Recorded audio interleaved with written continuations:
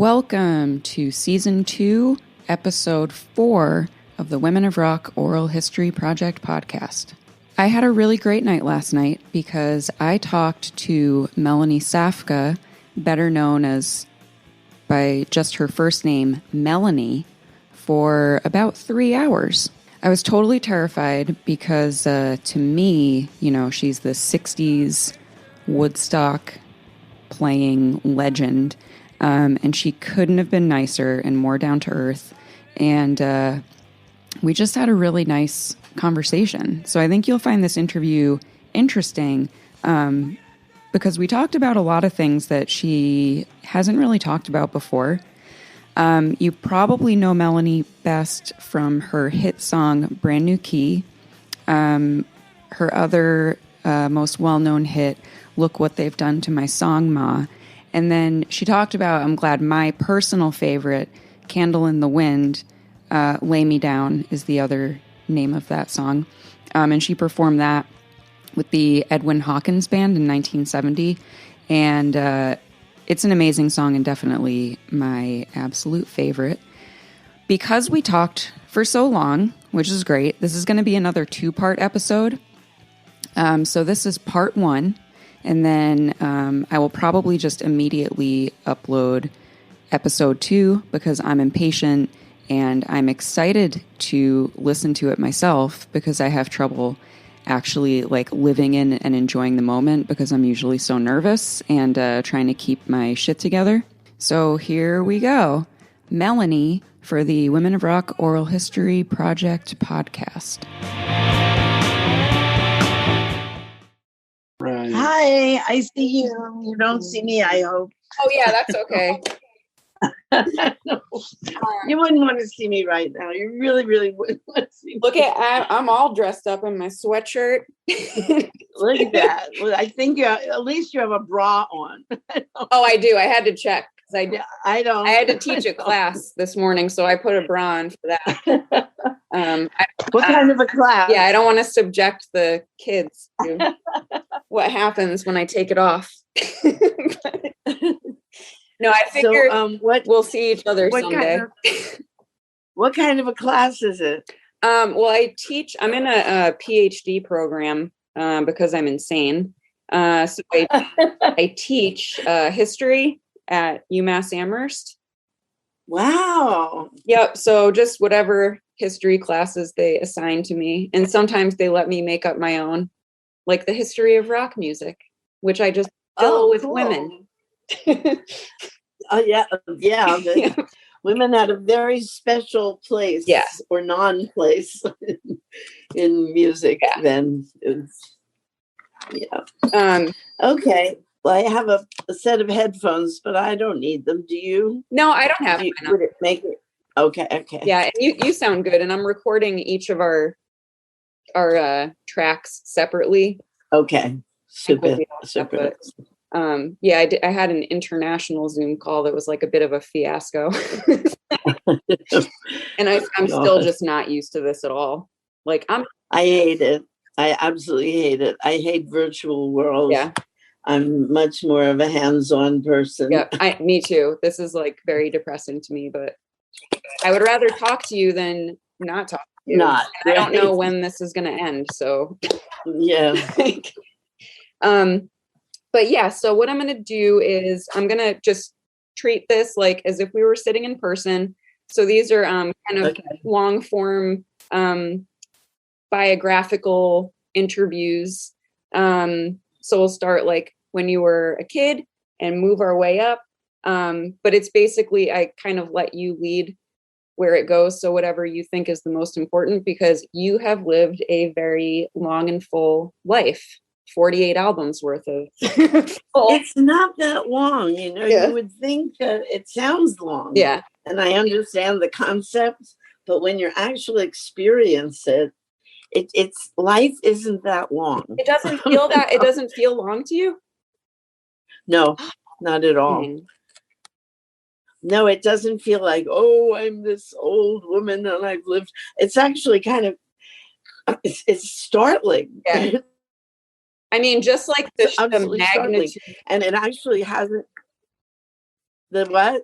I mean, just your like looking at it, looking at your physical releases, you know, it's a very, very long list. Yes. And people can do amazing things, you know. Yeah. I'm amazed. I don't think I could do Woodstock now. No. Oh, well, we're going to talk. I mean, you know, just the whole idea of getting up in front and the importance of it. But of course, then it didn't feel that important. I mean, I knew it was big. Yeah. I knew there were a lot of people out there, but it didn't register this is going to be history. Yeah. They're going to be talking about this in 50 years, you know. The concept of time was so different, you know. Mm-hmm. When you're younger, the concept of time is different. Again, life doesn't take that long. Yeah. Really and truly. I mean, it's you get very hung up at a certain point with sex. I mean, that the hormones kick in and everything you do is about everything to do with who you're with and who you're not with and who loves you and who doesn't love you and are you pretty and what should I do and there's so many things that you're obsessed with you know, being in a good position to survive, you know. But then perspective changes and you think, wow, what was that about? It took an awful lot of energy to get involved in that shit. Yeah. You know, I really don't even believe that I paid that much attention to it. Yeah. You know, I mean, it's an orgasm. It's, yeah. You know, yeah, what else? You know, it's, you know, yeah. And then, you know, the French call it little death. But, you know, you get so obsessed with all of that and at a certain point, and then you really don't think there is life that has anything to do with much else, you know. So it's very I now that I'm looking back at you can see that the whole propaganda that has been our life, we have been so pushed to think a certain way that it's a relief when you can have a perspective of distance to it and you can see, well, now I see what they did to me. Yeah. Look what they did to my life, Ma. Yeah, really. Actually, it's funny you say that. Jerry, what is it? Jerry, yeah, it's just two big songwriters. They wrote for the New Jersey Boys. Frankie Valli, they wrote a lot of Jerry, you know. Yeah, Jerry. No, I know who you're talking about. Not the Brill Building guys. Yeah, Brill Building. Okay. Jerry. I know I can't. Oh my God. Is it that? Luigi? Oh, Hugo and Luigi. Oh, that's they were publishers. Oh, Jerry and no, this is Carol? Jerry. There were two writing team. It was a writing team, and they opened a publishing company called April Blackwood. Anyway, he said, Melanie, I have a great idea. Why don't you make a song called "Look What They've Done to the World, Ma"? I mean, yeah. I mean, you could. Yeah, I'll pass on that one. Still relevant. Yeah. Well, you just said a lot of stuff that is definitely pertinent to my life. I'm very quickly rounding the corner to 40. And I just feel like I'm a aging lesbian spinster. My vagina's closed up. Like, I just don't even care. I still have friends who care about all that stuff, but not me. That's my daughter's age. Yeah. You were my daughter's age. Yeah, I just and your generation was meddled with big time. Right from don't eat eggs and eat margarine. And now, of course, we know we have to eat the whole egg because that is what emulsifies the good stuff. You know, you need the whole egg. You can't separating an egg is a really bad idea. Melanie, I don't eat eggs at all because I went the vegan way. Oh, you're totally vegan. Of course. No.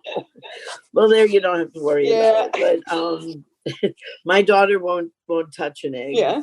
You know, she's cholesterol minded. And that whole thing is such a ruse. The food. They find out, we need cholesterol, and the whole pharmaceutical industry made $1 billion more on the whole myth of cholesterol, high cholesterol. Yeah. And now they find out that it has very little to do with what really happens. Mm-hmm. It's all the genetically modified processed gunk that they're putting in our food. And poor Americans are like, I feel so bad for us. Yeah. Really, we are so meddled with. But we were the last holdout, you know. Yeah. Really, I used to think Europe is free.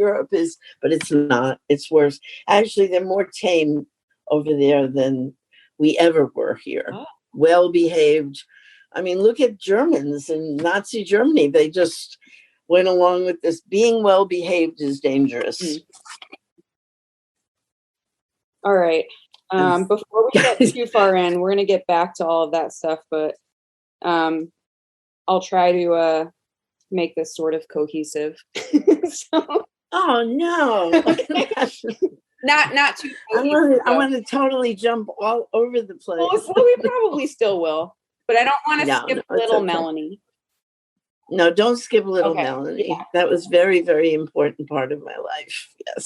Where did you grow up? I grew up in Astoria, Queens. And yes, Queens. And there's this very special Queens vibe thing. But that's where I grew up, but very isolated. I had a big family. We lived together in a very, I guess now it would be considered very spacious apartment. It had 3 big bedrooms, and it had a giant living room, dining room, and then the kitchen was off of that, a long hallway, and it was 8 stories up, and you walked up. Oh, wow. And I just think of my grandmother walking up all those stairs every night after she would work at the one of those sewing sweat factory places, and she became very involved in the Ladies Garment Workers Union. And she was a big fighter for the women's rights. And my Uncle George lived there, and I guess her involvement with unions and the rights of the workers was a big influence on him. And he sang songs of labor, and he played the guitar, and he also played the baritone ukulele. Everybody in my family played a baritone ukulele. Oh. That's a little bigger than a Tiny Tim type of ukulele. That is, it's a little more legitimate looking. It has the one we had was made of wood, and it was the instrument that I learned how to play early music on was a baritone ukulele. And my mom sang. My mom was more jazz blues. Her records would include Billie Holiday and Bessie Smith, and then she liked some of the big band singers, Peggy Lee, and but mostly more soulful music, and a lot of jazz influence, Ella Fitzgerald and those people. And so I grew up with that, and songs was The Capitalist, and Sundays were the big day. Everybody in the family would come over. My grandmother would make homemade pasta because she's from Italy, and she would make the ravioli on the big long dining room table. She would line it with a white sheet and roll out the pasta. And my job would be to press a glass down and make the round ravioli, and then we'd stuff it with whatever, and then that was Sundays. We'd eat and eat and eat, and it was unbelievable, the food, and the brioche. Brioche would follow, and then bowls of fruit and cookies and whatever my grandmother made or picked up at the Steinway bake shop, for a Sunday. And that was the way it was. And then afterward, all the women would go into the kitchen and laugh and talk, and the men would debate. The men would all debate the state of the world. And my father was the lone capitalist. The rest of them were all Italian, left wing, very union, by the people. And my dad was, everybody can make it in America. He was Mike Lindell. What did your dad do for work? That he was retail. He started the first discount stores in America. It was called Two Guys from Harrison. He wasn't one of the guys. He was the idea man behind it, and he kind of got screwed by the two guys, but he invented. He was an inventor. I mean, my dad was like pretty incredible with ideas, and he was very funny too. And so I tended to end up siding with him because he would make jokes about these very serious things, and I just thought that was great. It's kind of been my way of getting around any kind of misery, which is, it's a philosophical approach. If you can make it funny, when it really isn't, but it is really, when you really look back, and especially when you get older and you look back, you say, wow, what was that? Some of the crazy arguments and differences and of life, that become so important, but they really aren't.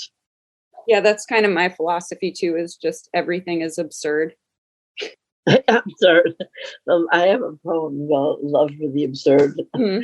Yes. Yeah, it's a good survival mechanism too. Yeah, and that's the name of the game. We have to get on with it and survive. And I always think of it as some kind of a deal that we made early on, maybe even before we were existing, that you have to do it. You have to go through the whole thing. You can't kill yourself. You have to do the whole thing. And so that is kind of kept me going. Yeah. Because certainly some of the trials and tribulations that I have encountered have made me think of why. Why should I endure any more of this? But there's a deal. I made a deal. I don't know when exactly. I wish I had a better negotiator when this deal was made, but somehow I made a deal and I'm keeping to it. So I think it's safe to say that creativity was something that was encouraged in your household?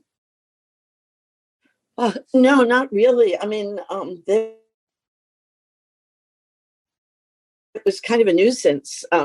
Everybody, was thinking, certainly nobody thought that was a good idea, to try to pursue that as a career. I think the children of the people who played at Woodstock are the first people who ever encouraged their kids to be rock stars. Okay. Because it was it was impossible. Yeah. Who knew how people became singers, and how people became actors or any of that. It was like this crazy idea, and in my leftist side of the family, it was kind of frowned upon to be a celebrity. Celebrities were highly questions. The wheat that grows highest is always cut down, is the kind of philosophy that went through that side of my family. Okay. And so becoming something was almost just not very valuable in the realm of things. So I always was education I never wanted to be famous. What was that? Was education important to your family, that you pursued education? Yeah, very. I was a good student. I was always, got good grades. But so that was just a given. I would never think of coming home with anything less than a B. And well, I have two kind of musical questions. So the first one is, what is your first musical memory when you thought, oh, this is something that I want to do with my life? Yeah, no, I never really had one of those thoughts. Oh. That happened way later. Well, when did you first start I think singing and playing and in front of singing and playing? It was just part of what people did. And my whole house sang and played something. My dad even played the saxophone, and my mother, she would play the ukulele, and my uncle played the ukulele. My grandmother played the ukulele. She would just burst out into song all the time, lots of Italian songs, and my mother again, jazz, blues. My uncle, labor songs, Woody Guthrie, One Meatball, songs of the Depression, but musically, I was just. I think my mom thought I might be the next Shirley Temple. What? So she had me take tap dancing lessons. I think fantasizing that I was, the next tap dancing kid. Wait, why was that acceptable, but not music? Tap dancing. No, music was acceptable. I didn't say it wasn't acceptable. As a career, okay, to try to strive to be a famous person was not. But oh no, music was part of life. That was, what people did. I was actually kind of surprised when other friends of mine didn't have music all over the place, and the whole idea of singing out in the street. I mean, my grandmother would walk along, and all of a sudden she'd be, la la, re, oh no, and I wasn't embarrassed, until later. Yeah. Then I thought, oh God, the teen years. Yeah.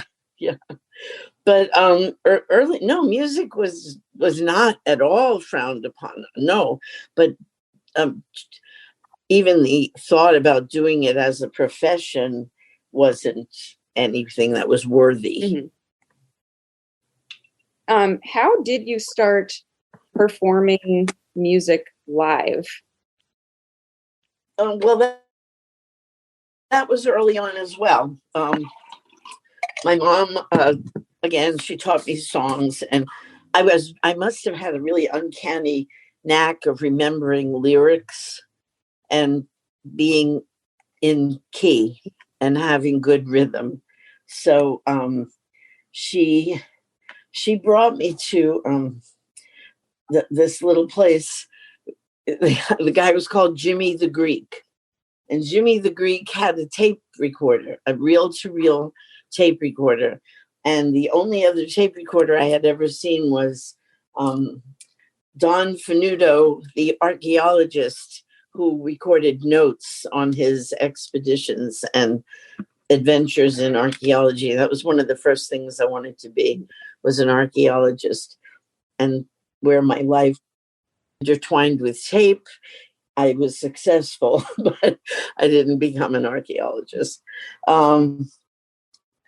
Anyway, so I went to Jimmy the Greek, and my mom would record songs that she taught me with hand motions. And we went on a radio show that was called, I don't know, I don't remember the name, but we were a mom, and it was like you had to be related to the person, and you and your brother, or you and your mother, or your father, or your sister sang or did something together, and you would either win or lose. And my mom decided this was a good idea. So she, I guess, this is contradicting what I said as far as celebrity. I think my mom might have been not quite in agreement with that. I think she really wanted me to be a little star. So I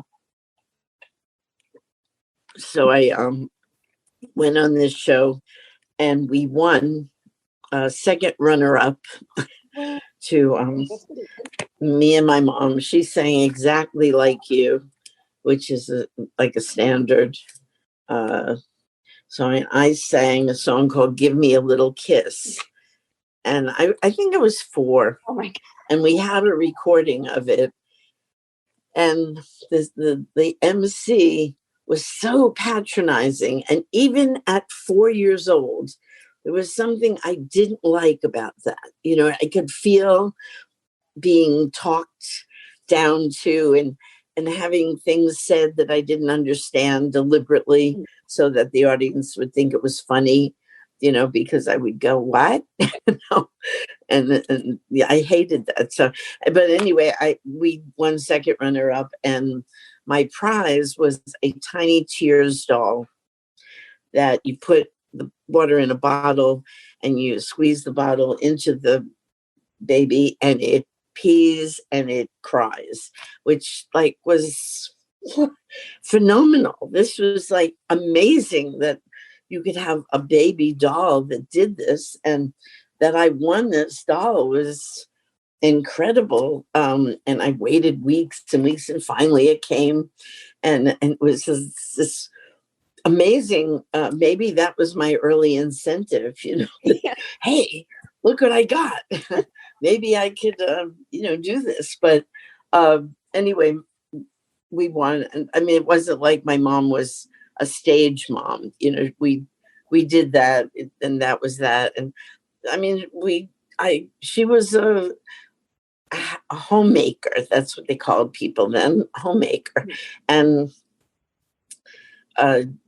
once you're a homemaker, you don't, that's pretty much it. You're not gonna. But my mom really did love to sing. She loved to sing out, but she had a shyness about her, and a very not performer like she sang her songs, she put her heart into it, and then left. And she didn't do the big hangout with the musicians and stuff. So was she proud of you when you started performing and becoming successful? No. Oh, she wasn't. No. Very confused. No, I ended up living her dream life, and there was this resentment that was,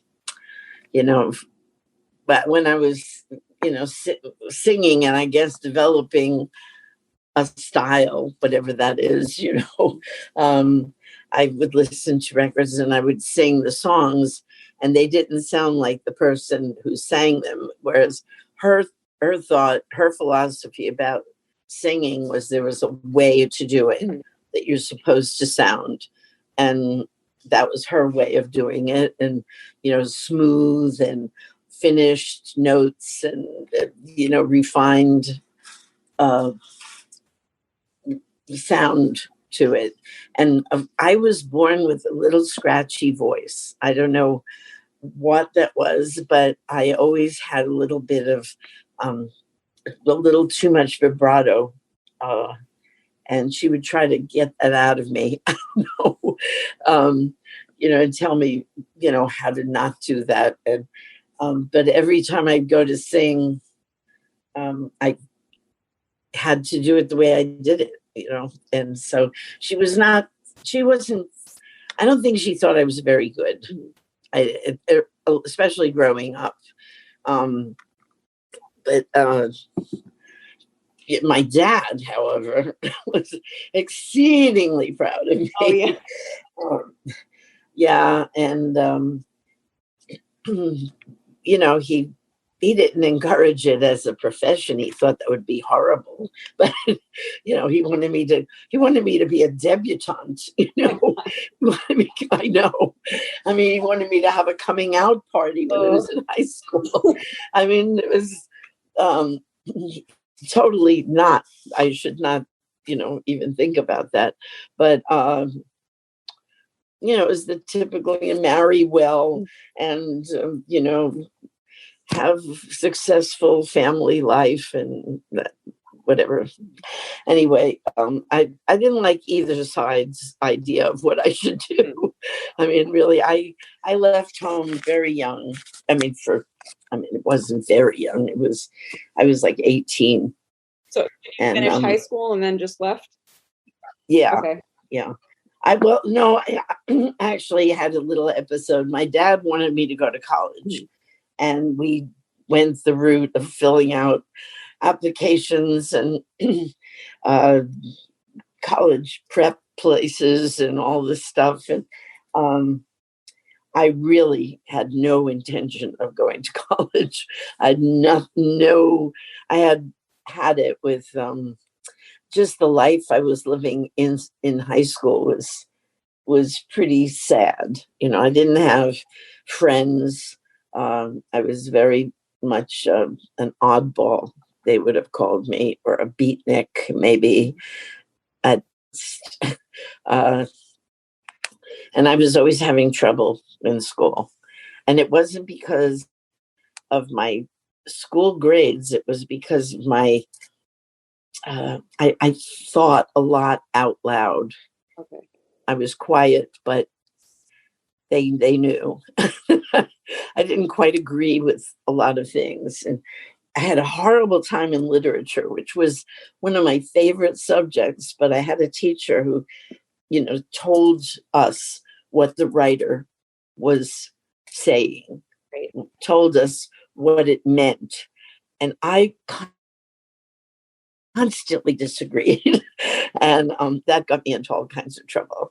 And even in music, I had a music class, and I disagreed. I don't know. Maybe I was just being obstinate or something, but there was something about the way it was being taught that I disagreed with. And this one music choral director, I'll never forget this because it really had a big impact on me. He was teaching us this song that I thought was so stupid. I don't know. It was, "This little silver ring that once thou gavest me." And I hate this song. And we had to go over it and over it. And I had this one part, and it just, it didn't thrill me at all. And once out loud, I said something about, why can't we do something that's on the radio? So I don't know, something like that, and he looked at me. He actually had tears in his eyes. Oh, that's he was so moved by what he was doing. And right after rehearsal, and I blurted that out, and he walked over to me, he looked at my eyes, and I instantly regretted doing that, because he had so much truth and honesty and feeling in what he was doing. And what was I doing questioning that? I became his favorite student after that, because I totally turned around that minute and so got into what he was doing. And it left a very strong impression that someone who is really communicating, whatever it is, whether it's completely opposite of anything you like, if it's true and real, to me, that's like it. it's authentic, it's real, and that's what counts. I agree. But you and his name was Dr. Dilsner. Oh, good. I'm glad he gets a shout out. Dr. Dilsner. I don't think he's here anymore. That's okay. I would just imagine, because he was older. His memory of Dr. Dilsner. And it was Dr. Dilsner. It wasn't Mr. Dilsner. Of course. But you were saying that your dad was not happy because he wanted you to go to college. He wanted me to go to college. And my solution to that was to run away from home. And I didn't just run away. I went to California from New Jersey. Whoa. So I was in New Jersey, and somehow I, saved up and sold things and made enough money to buy a plane ticket to California. And at that point, you could use an alias. You didn't have to have ID. And I just bought a ticket. And my name was Eve Dane. I know. I don't know where I got it. It's so hokey. I can't even believe I was Eve Dane. And I got on the plane. I went out, like I'm going to school. And I didn't take my guitar. First of all, I thought by that time I played a guitar. I didn't play a ukulele anymore. And I thought they'll, if they're looking for someone, they'll definitely spot a girl with a guitar. Then there were no girls with guitars. I just want to tell you this. Only guys played guitars. Guitars were a guy thing. Joan Baez was one of the first women ever that I ever saw holding a guitar. And then I noticed there was Jean Ritchie, who is a folk, serious folk person, like the Library of Congress type folk person. And but mostly it was a guy instrument, Women played piano and cello and violin and maybe flute, but and it was, I don't know why it was considered not a woman's instrument. But anyway, so I left my guitar home. I went to California, and as luck would have it, I sat next to an actor. I didn't know who he was. His name was Robert Ridgely, and he was a big star at the time in television. He had a show called The Gallant Men. Wow. And his name was Robert Ridgely. And I sat next to him, and we talked. And I was saying, yeah, I like to sing. And, why are you going to California? I'm going to be an actress. I had already graduated from acting school. That was my path of least resistance for my father. He wouldn't let me not go to school. I had to go to some kind of upper education, and the American Academy of Dramatic Arts was it.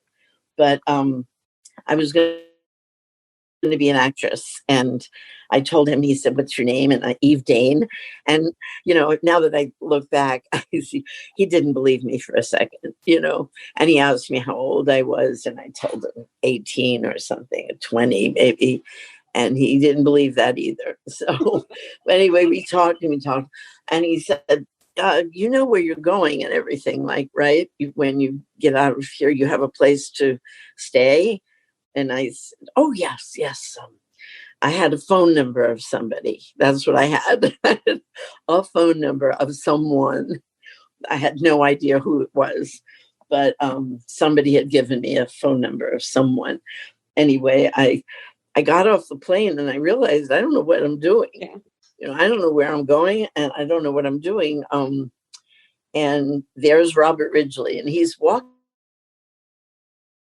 Idea he was a big star at that point, and he had a chauffeur who was carrying his luggage, a chauffeur with a uniform. And there he's walking by, and he sees me. He says, "You all right?" I said, "Oh, well, I can't actually get through to this person that I was supposed to get through to." And he said, you don't really have a place to stay tonight, do you? And I said, no. And he said, I know the woman who runs the Hollywood Studio Club for Girls. And with an actor's recommendation, I can get you a room there. And I went, great. Okay. So I went along with him, and I get into the back of a limo. I mean, right?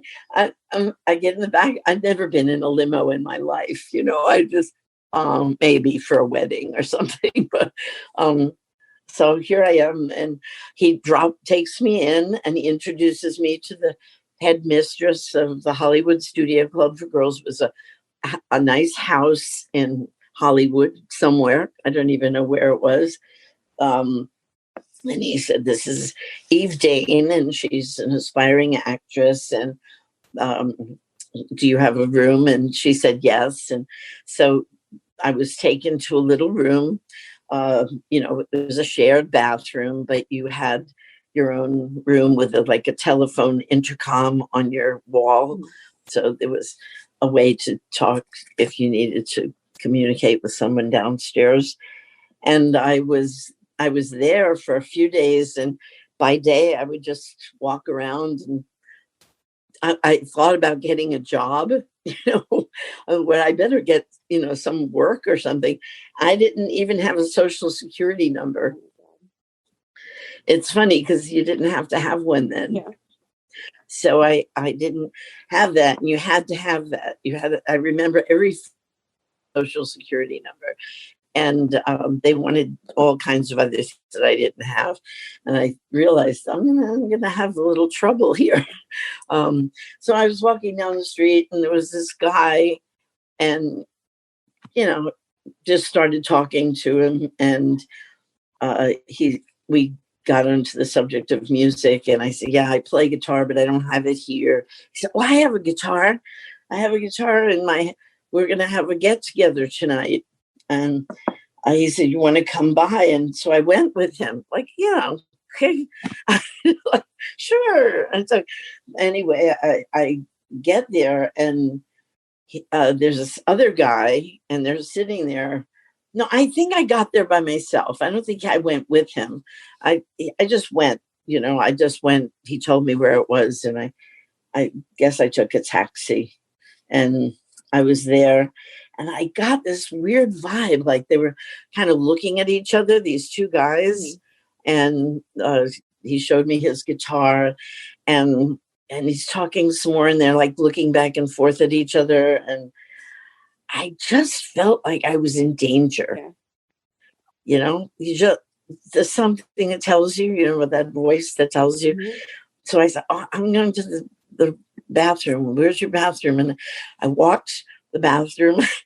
I opened the front door, and I ran. Yeah. I ran out of that door, and I just kept running. And all of a sudden I'm on a freeway, running on a freeway, and a tiny bit of side that was on the freeway. And I was running and running and running. And I knew I had escaped something bad. Mm-hmm. And sure, it was like maybe after midnight or something. And police came by and stopped and said, what are you doing? I said, I'm just going back to where I live. He said, you're not allowed to be on the freeway walking and running. You're not allowed to do that. It's not allowed. I said, oh, okay. He said, we'll take you to a place where you're allowed to be. So he said, where are you staying? I said, the Hollywood Studio Club for Girls. And I thought he was taking me there, but basically left me off on a street corner. And there was like a little deli or a cafe or something. And I went in, and I was getting the number of the place where I lived so I could get back there. And I mean, this whole process was taking a very long time. It was probably, almost dawn when I found out where I had to go. So I found out where I had to go, and I was having to get a taxi to do that. I got back to the Hollywood Studio Club for girls in the wee hours of the morning. And I had to, get somebody to open the door. You weren't really supposed to be out after, I don't know, 10 or something. Mm-hmm. And they let me in. I went up to my room and I was like, oh, I was just like hysterical and like crying and wondering what the hell I'm going to do. And I get a little ring on my little phone that's on the wall, and I picked up, and the lady said, she doesn't know me. How did she get my name? She said, there are two people down here to see you. And I went, I thought it was my mother and father, or at least my father. I just thought they had come for me. I don't know how I thought that, but I thought that. And I went down to the lobby, and there were two police officers. And they took me to a girls' detention home because they had a notice that they were looking for a girl who fit my description, and that, this is something I didn't think my parents would worry. It's because you're stupid, Well, I was stupid and young, and I didn't know, and I just didn't occur to me that they would possibly be beside themselves, frantically worried. And they took me to the girls' detention home to wait to see what was going to happen with me. And I'm a hardened girl there. I will say hardened because she was really tough, and she knew everything. She kind of took me under her wing and said, you're going to have to wait for your pre-Ds. And I didn't know what the pre-D was, and I was horrified. I mean, this was a scary place to be. I was in jail. I was in a girls' detention home. And I every time I talk to somebody, I'd say, to my mother, my father, does he know where I am? Well, we're going to get to that, and we'll let you know. And what were you doing out in the thing? And because I guess the police who picked me up must have reported something. And anyway, here I am in jail. A girls' detention home, and she got me so I had my own little cell, because before that I was with a lot of girls, and they were terrifying. And none of them spoke English, and I would know they were talking about me, and she, I'll get you out of there. And so she got me a private cell, which was very nice. And wasn't nice, it was horrible. There was a toilet where they could look at you while you're peeing. I thought, and the food was like something I had never experienced. This kind of food. It was very, I would say now, Mexican, but it was like slop. It was, I don't know, corn stuff. And I wasn't at all familiar. Restaurants, we didn't go out to Mexican. Mexican wasn't like as common as it is now. Food, but we had, if we went out, it was usually for Chinese. So, and deli food, but I never heard of Mexican. So this food was like totally abhorrent. These flavors were not familiar with. I was not familiar with this food, but I was sick. I was mostly sick. I felt, I was abandoned, and nobody knew where I was, and some pretty terrible things happened there. But I was okay. I was okay.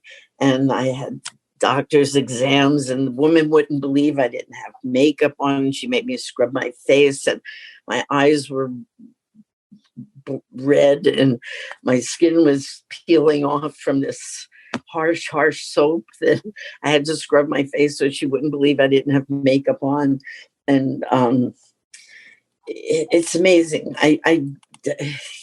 incredible what people have to endure in a situation where they lose their rights, But I got a call. My father was there. And I thought, oh my God. And I saw my dad. I just turned into a sobbing, thank God he found me. And we flew home. And that is when he decided I could go to acting school. That's right. I had proven my point very definitely. And he said, so where are you going to go to school? You can't just not go to school. And he said, how about music school? And said, okay. And all the requirements for, the traditional music schools were you auditioned, but you had to read and write music. It wasn't like you could, it was way before anybody considered the music business as being a topic of education. There was no class in the music business or how to get along in songwriting, or there was nothing like this. I was a person who wrote songs, but I never would have called myself a songwriter. Anyway, I didn't qualify for Berkeley or Juilliard or any of the traditional music schools, and because I had an interest in acting, I auditioned for the American Academy of Dramatic Arts, and I got in. And so that's where I ended up. Did you finish? And I graduated. And again, I had moved out of my house and had an apartment with 3 other girls who were all, acting and going to that school. And they would all read the trade papers on weekends, and go to those casting calls. And I never did. Nothing occurred to me. I once went to an audition for Fiddler on the Roof, and I made the mistake of dressing for the part, because then actresses went to those casting calls in basic black and pearls with their hair coiffed, and little 2-inch pumps or 1-inch pumps or something. And so I just couldn't get myself to dress like that. So I went to this one audition. It was for Fiddler on the Roof. And I had long hair, so I braided it, and I put a babushka on my head, little scarf. And I got up, and I had a peasant dress. This was like a new thing, but I had a peasant dress. It's no shape, just embroidery on the top and puffy sleeves. And that's perfect. I looked just like a girl from Fiddler on the Roof. And I got up on stage, and I heard them laughing. Aww. I heard the guys who were casting laughing. I think I got to sing a song that I wrote with the guitar. Mm-hmm. And again, they were like giggling. This was very funny. So I didn't go to any auditions after that until I read in the trade papers there was a play that the actors something or other, Directors Guild of New York, were putting on. It was called Dark of the Moon. And it was a very esoteric play. And oddly enough, I knew this play. I had read it. And they needed someone to play Barbara Allen in this play. And she needed to play a guitar and sing. And this seemed incredible. It seemed like, how could I not do this? This is me. This is so me. So again, I went there with the way I always dressed, And this time I had been in my house in New Jersey, my parents' house. I was coming in. It was after I graduated and after all of that, but I saw this ad and I knew that I had to audition. And so I took a train into New York, and it was like an hour and a half train ride into the city. A lot of commuters who worked, in Wall Street went on that train. And it was from Long Branch, New Jersey. And I got there and I realized I don't have a room number. And I'm looking at this Brill building, this beautiful, deco-faced, bronze-fronted, with a doorman. And the doorman, full epaulets and cap and everything. And he was opening the door for people and saying, "Good morning, Mrs. Murphy." And then under his breath, he would blurt out things like, "Get that fucking noise." And I kept looking at him and thinking, do I dare ask this man where they're holding this audition for Dark of the Moon? I mean, there were hundreds of offices in this building. And, but I knew I was going to be late if I, didn't find the building. I looked on the sign inside and didn't see anything familiar. So I went out and I asked him, "Do you know where they're auditioning for Dark of the Moon? Because I'm going to be late and I don't have the office number and I'm going on." And he looked at me with these intense eyes, and it was almost like in a movie. I would say it was like a stop motion. Nobody was moving, and he looked right at me and he said, "Go to room 511. They're always doing weird things there." And I walked out. I walked up through there, went to the elevator, pressed the 5th floor, went to 511. And I opened the door, and there was a receptionist secretary with, the walls were like institution color, with metal filing cabinets in the front. And it was the office of Hugo and Luigi. So I knew it wasn't the right place, but the doorman told me to go there, so I went. And there was Joyce, the receptionist. And she said, "Yes, can I help you?" I went, "Are you auditioning for Dark of the Moon here?" And she went, No, I'm sorry, you have the wrong door." And now I start, I'm emotional. So I said, "No, I have to be there. I'm going to be late. And I know this is the part I'm supposed to be here." I said, wait a minute. "So what's the name of the company?" And she's looking up the building directory. I said, "Well, here's the actors and directors thing of New York." I said, "Oh, that must be it." And so she told me where to go, and I went and I auditioned. But in the meantime, now in this state of, I have to get there, because it's really important. And these two guys came in and they saw me with a guitar, because it had a girl who played guitar. And they said, "Joyce, what does she want? Want an audition? Let's set her up for Thursday." And I thought, okay, what does that mean? So anyway, I thanked her and I went to my audition and I read for the part. And I knew this was what was going to happen. I was going to get this part, and I was going to be an actress, and it was going to be a wonderful life. And they had me read with several people, and then they had me take a lunch break, and then they had me come back and read with somebody else. And I knew I had the part. After the audition, I went down to see Joyce and thank her. And I said, I think I got the part. And I was so excited and happy. And she said, "Oh, yeah. And by the way, Hugo and Luigi will hear you on Thursday or something, come back." And I said, "Uh-huh."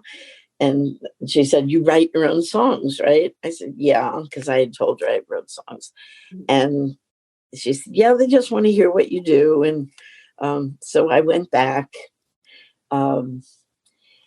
And I walk in. Again, this outer office is like, institutional looking, and nothing, no frou-frou, just metal files and Joyce in the front. And she's kind of like Hollywood Central casting for a waitress called Blanche, like, what do you want, honey?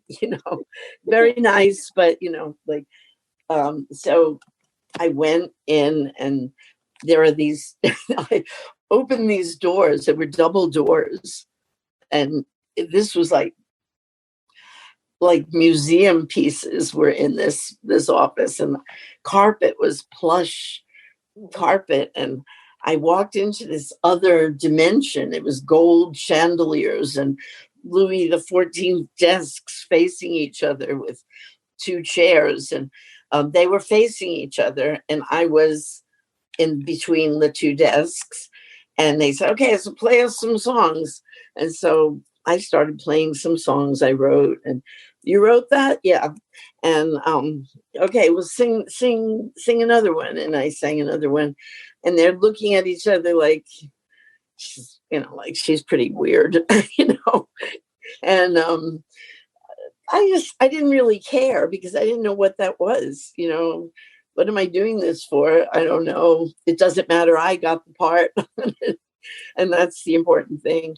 And it turns out that they said, well, we're writing a Broadway show because we had enough of pop music right now, and we're writing this Broadway musical, and we don't have time to do the production company.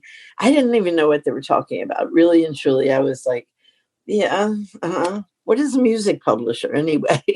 So I had always thought a music publisher were the people who printed out sheet music, because my mother had piles of it, and it would always say published by, so and so. So that's what I thought a music publisher was, somebody who printed out sheet music.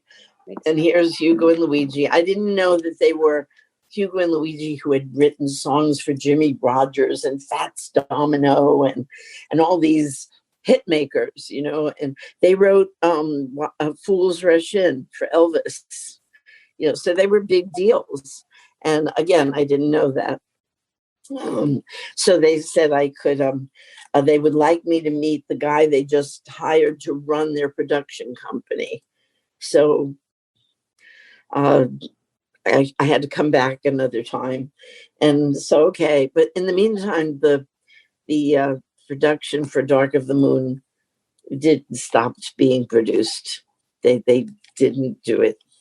And but this other thing was happening, with Hugo and Luigi, and I was going to meet the guy who ran their production company. And so I went back and I met Peter, my husband.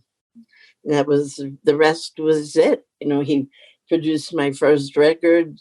He was a real gambler, real. He just thought on his feet all the time. He was not he did everything telepathically, I think. And anyway, he booked a session for me. Hugo, and when he heard me the first time, I was in his office and he had his head down. I started to sing and he put his head down, and I could feel, that he's really liking this. And, I'd never had a reaction like this from anybody before. And I sang another song. He jumped up in the middle of this second song I was singing, and he ran into the office of Hugo and Luigi, and he was saying something, and they were saying, I don't know, she sounds like she's singing underwater or something, and I could hear, a commotion. He's making a commotion, like, no, you gotta sign her. She's, whatever.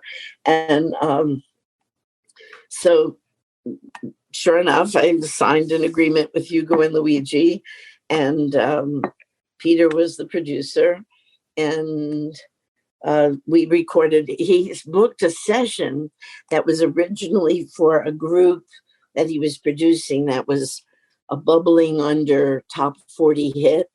I think they were the Marshmallows, or maybe it was the Balloon Farm. He produced these psychedelic groups, and sorry, he he was successful in what he was doing. So he had a session booked. I'm not sure whether it was the Marshmallows or the Balloon Farm, but he had this session. But I didn't know this, and neither did CBS, which is now Sony, but it was CBS. And he booked a session, a full-out session with an arranger and Johnny Abbott, who had, arranged big hits. And I didn't know that this was, Peter had done this as a crazy long shot, and we recorded Beautiful People and with a whole orchestra. And this was a time when engineers were in an upper, you'd walk upstairs behind a glass partition, and I'd look in there, and there was Peter, but all the engineers were in white lab coats. Oh my God. It was like such a different atmosphere, Nobody was casually dressed except Peter. But so they're, this was, I felt like, whoa, this is really seriously big deal. And I sang Beautiful People. I think we did it in 1 or 2 takes. Peter was always fond of saying she did it in 1 take, but it was, quick process. It was so beautiful. I mean, my song being played by violins and, a whole orchestra, it was mind-boggling, and I was very moved. And so my performance was really good. And we had a record.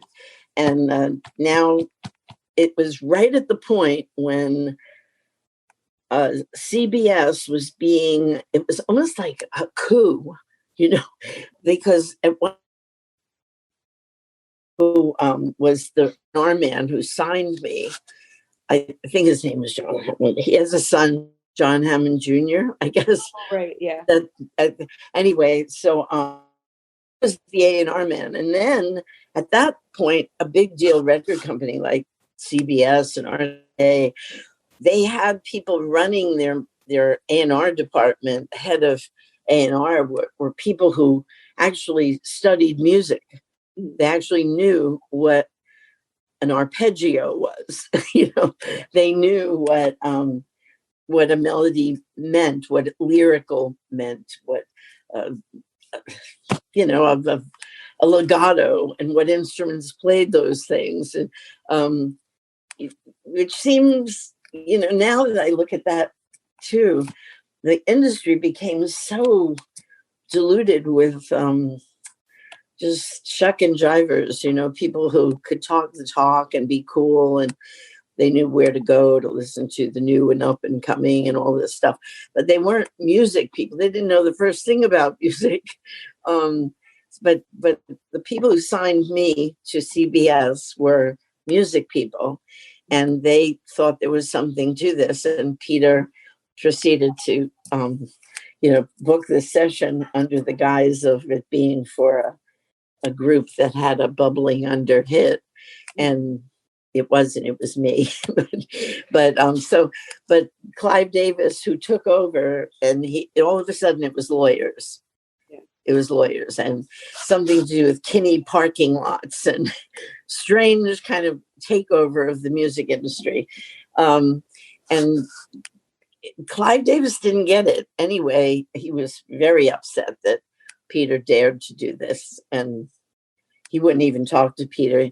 We had a meeting, and because there was such a buzz with Beautiful People, Roscoe, the DJ from WNEW New York, playing the record, and it became what they call a turntable hit.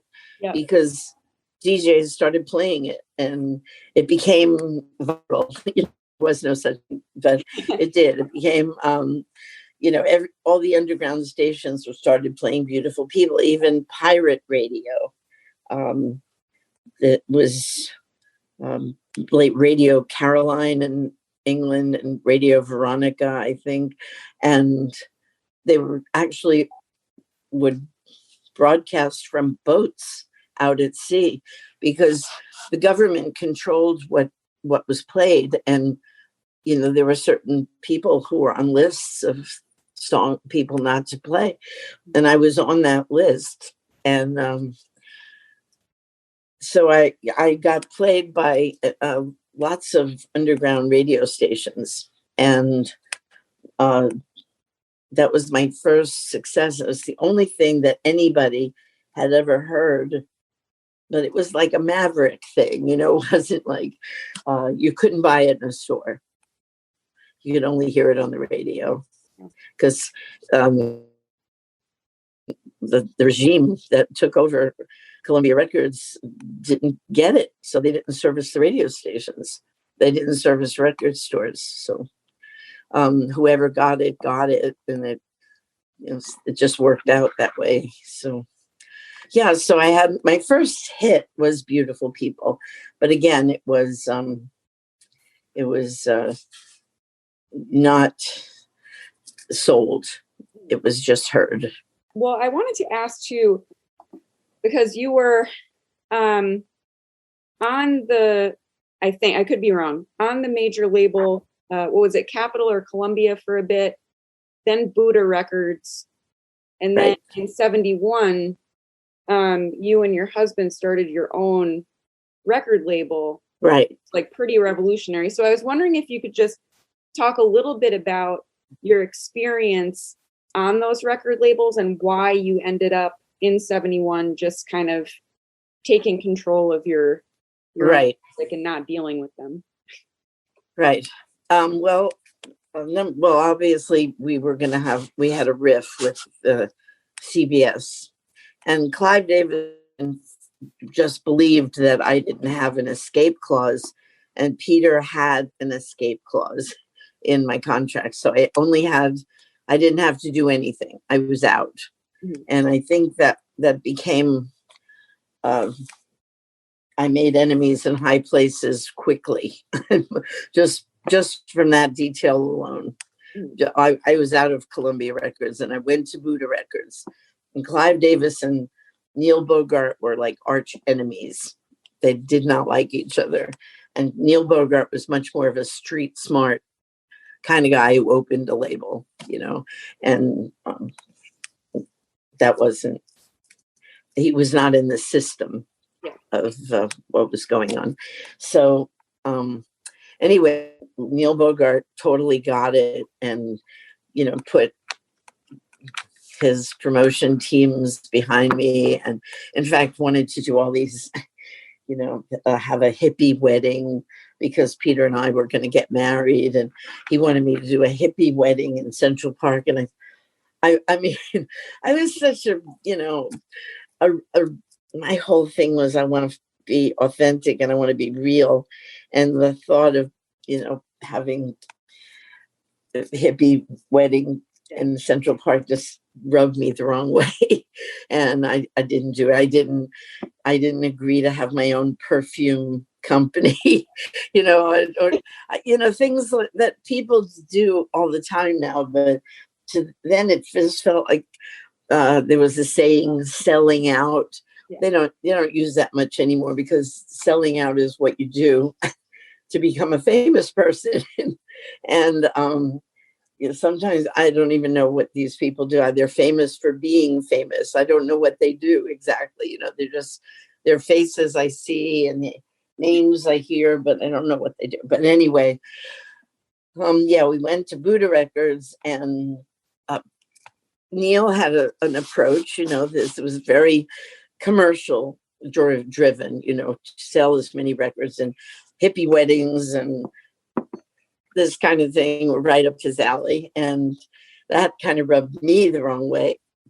Peter kind of tried to convince me to have a hippie wedding, but I just, no, we're not going to do that. I'm sorry.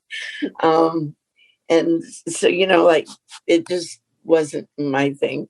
And so after they pushed for a record like every 6 months, I had a lot of material built up from all the years I had written and was not recording. So that was not any sort of an issue. I had lots and lots of songs. So I recorded and recorded and recorded. And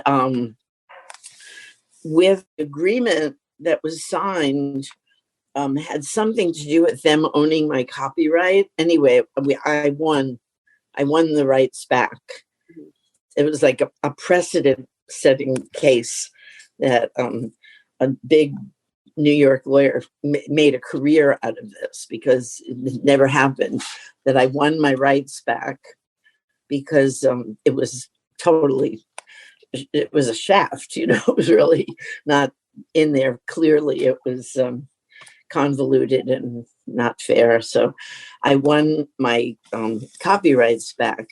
And after the 3 years of, we disagreed on a lot of stuff. So we thought, I want my own record label where I could do what I want, and I could record what I want, and I can be seen as I want to be seen, because I had the feeling Buddha Records was considered a bubblegum label, okay. which was very, superficial, yummy, goody. I got love in my tummy and all this kind of those silly songs. And there I was, Yeah.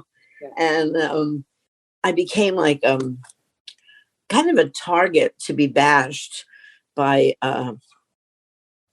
Rolling Stone.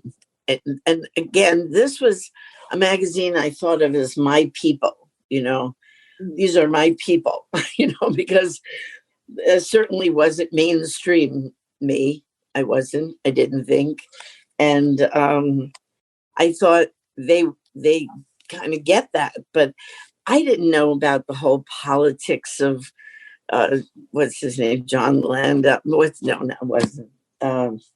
Jan Werner and all of those connections of, who does what and to who, and, all that stuff. And the Kinney parking lot people, they all had something to do with Clive Davis, and certain performers were in the in crowd and certain ones were not. And I was definitely not. So I was the girl to bash.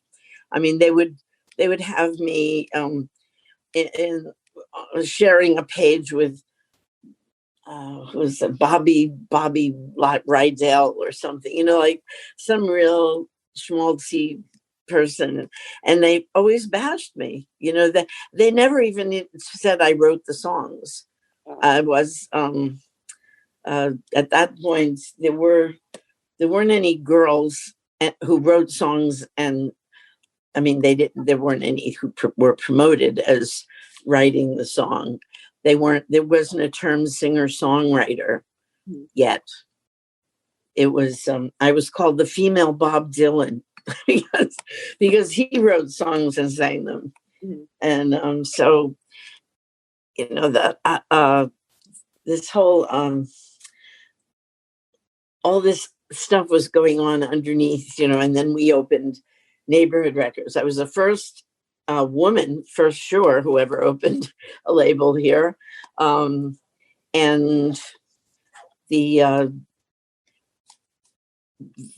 there was, we were the only other independent label that had ever been opened was, again, the Beatles had Apple Records.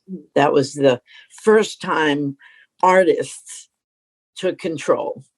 Well, but they had a lot of legal people involved. I didn't. It was just me and Peter. I wallpapered the 37th floor of Trump Tower, which was then the Gulf and Western building. I did Schumacher wallpaper, these beautiful paisley prints that I had in our office, and we had the whole floor of the Gulf and Western building. And I think RCA was distributing our records, but there was so much that we didn't know. First of all, I didn't know I had made irreparable damage to it with certain people in the industry. That my name was, mud in the industry. They were not happy that I opened my own label, number one. And Neil Bogart was the darling of, record rock jobbers and these guys who, sell records. And of course, Clive Davis, I did The Unforgivable, and we had a loophole. That was a very bad thing for a lawyer to find, that their artist had a loophole. And I was out of there. So here we were, fighting the powers that be without even knowing, which is a very dangerous position to be in. But we had, I signed the different groups. There was a group that I thought was very good, Janie and Dennis. They were out of New England, actually. And Janie Schramm still writes and sings. And I talked to her pretty recently in Nashville. And there was the $5 shoes. They were one of the first glam rock guys. They had, 5-inch heels with boots that went up to their legs. And I was very involved. I named them $5 shoes. Oh, you did? Because there was a song called, I don't know what it was called. It was good. $2 shoes hurt my feet, oh Lord. $2 shoes hurt my feet. $5 shoes fit some need, oh Lord. And I ain't gonna be treated this way. Anyway, I always loved that song, and I thought $5 shoes, that's a cool name, So I named them. And there was a lot of fuss about them and stuff. They were having internal problems, and Mike Milius, the lead singer, became, I think he became a music publishing guy. He worked, he worked in an office after that. And Greg Diamond, I don't know, they had problems, and we spent a lot of money. I know, we had a lot of money promoting them, getting their clothes and their stylists and everything. And it was really fun. But again, we were like totally, I certainly didn't know what we were doing, And Peter, he was all about music and the feel and producing and getting the records. And he knew about promotion then, it was, you could, you had to hire different promotion men. And if you hired this guy, it was sure that your record would be in a heavy rotation. And if you didn't hire that guy, there was all those things. But I had no idea that there was this undercurrent of something else going on that, again, I didn't know. And all of a sudden, RCA was getting rid of, we were in, what is it, black or red? I forgot. The good thing is black, red. I thought in the red was bad. The red is bad, right? We were in red. And I don't know how this happened. We had Brand New Key was a neighborhood, and there was so many other things that were going on that were successful, but again, there were these undercurrents of other things that were going on that brought us down, and we didn't have neighborhood records anymore. And of all the things, Peter was one of these people who, he could be, I knew that Clive Davis was not a good person for me. He actually made me cry in his office. So that's not a good sign. It's really not a good sign. He said, "Do you have the audacity to cry in the office of the president of CBS Records?" And at that, I just bolted out of the room totally. So, but Peter thought it was a good idea. Clive was opening another label. He was going to be the head of Arista. And Arista had all this intention of having another big label. We signed with Arista, of all things, after Neighborhood. So we were with Arista, and then again, that wasn't working out at all. Clive Davis wanted me to sing this song that I heard it and I thought, oh God, I don't think I can do this. But, Peter, just don't be difficult, like try, see what you can. So they had this producer who ended up being Cyndi Lauper's producer, who came to my house when we lived in New Jersey still. And we worked, on a piano, and he was having me sing on the beat. Now, I don't do that. I'm a very syncopated. I like to play around with the beat. I have a really strong sense of rhythm, and I have my own way of phrasing that is not on the beat. And this producer was trying to teach me how to sing this song on the beat. And I said, I can't do that. So I didn't work with him. Peter became the producer again. And this was all under the guidance of Clive Davis. And I'm in this studio, and Bon Jovi was the runner in the studio. He's the one who brought us coffee, And anyway, I mean, it was a really big studio. I can't even remember what it was, but we recorded the record so that I could stand it. It was kind of a schmaltzy ballad, and Clive Davis said, "This is the song that's gonna, really be the one." And I tried to make it my own, which was the big mistake, and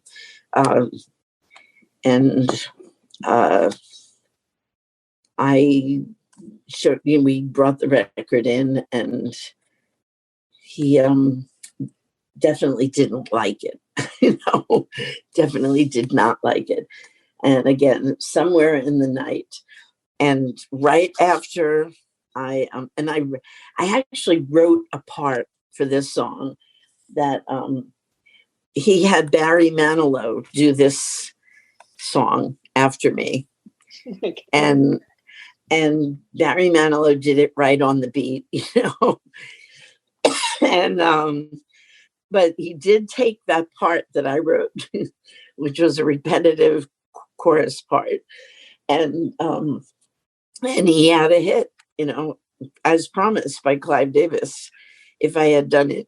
And he actually said that to Peter, but Barry did it my way. Yeah. So I know. So after that, we went to Time Warner, Atlantic. We had a relationship with Amit Erdogan.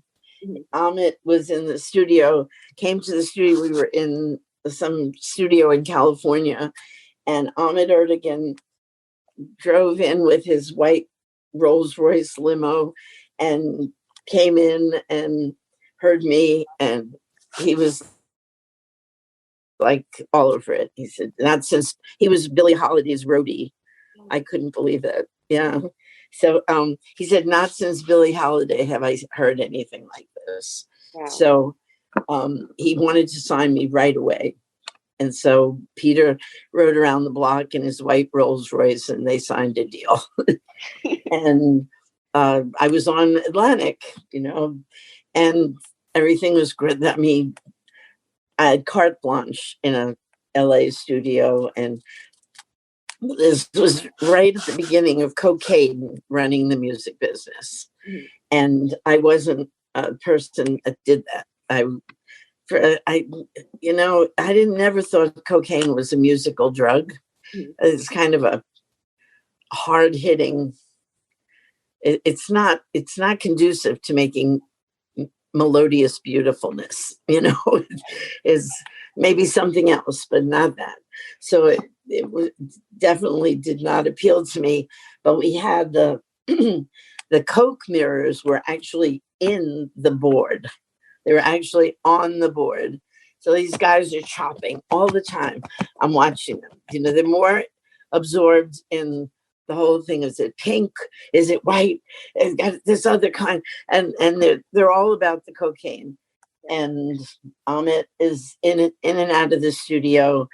And there are some people who can do drugs and they don't seem to affect them. Mhm. I don't know if you've ever noticed that there are some, I think they're the evilest people. Just somehow they don't get affected.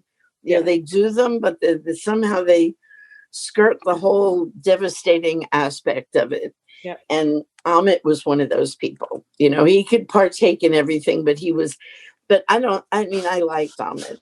He did. He was, personally, I got along with him. We made jokes. He was funny. I always had a soft spot for people who made me laugh. So, yeah, he was in there, and he got, Peter was the producer, but he had gotten David Paich, who was Marty Paich's son, and was becoming the darling of the production world in LA. Okay, so I, you know, we were working with David Paich, and it was going pretty good. We were kind of having. David Paich was introducing also awkward things for me musically to do. So we were recording. We were having musical differences, and I actually named his group Toto. Again, I'm a good namer. I should have done that for a living. I named his group because I had a song called "We're Not in Kansas." Yeah. Okay. Toto, stop your barking, because we're not in Kansas no more. Anyway, yeah, he thought that was a good name, and that was the name of the group. And hey, Bo, could you call Layla and tell her I'm talking? Because she's trying to call me. I don't know what it is, but so Amit was there throughout the whole session. We got what was his name? Amazing saxophone player. Mhm. To play on a couple of tracks, and there were some things that were musically, you know, gelling, and there were some things that weren't. Anyway, the album was we finally went to a different studio, just more of an earthy kind of vibe studio. I had Chick Corea play on some songs, and it was really. I took it back, you know. I kind of like, I feel like I'm in control again, you know, where it was kind of being taken away from me, and it came out as an album called Photograph, and John Rockwell of the New York Times said if there was one album you should get, it was the Masterpiece album, and soon as it came out, it was pulled off the shelves. Yeah. I mean, Atlantic Records shelved it. It was the first time I really thought there's things going on that people don't know, and I certainly didn't know, but there's something else going on in music, and controlling music, and controlling, I mean, even tuning.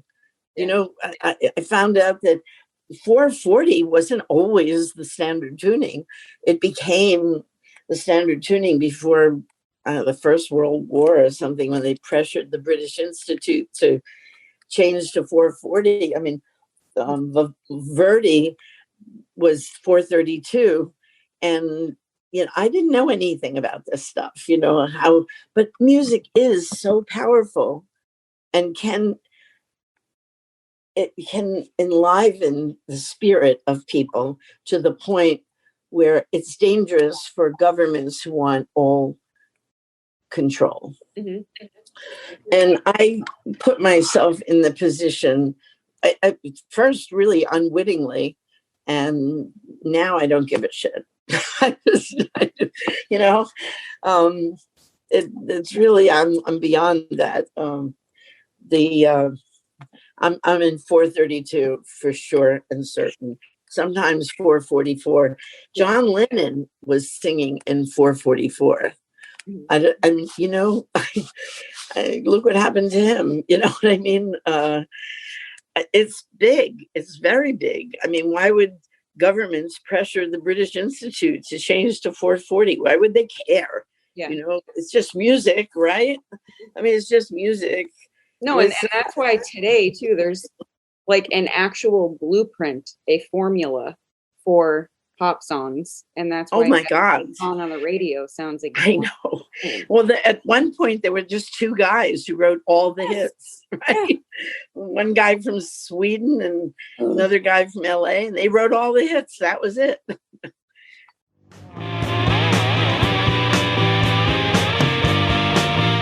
This concludes episode 4, part 1, Women of Rock Oral History Project interview with Melanie.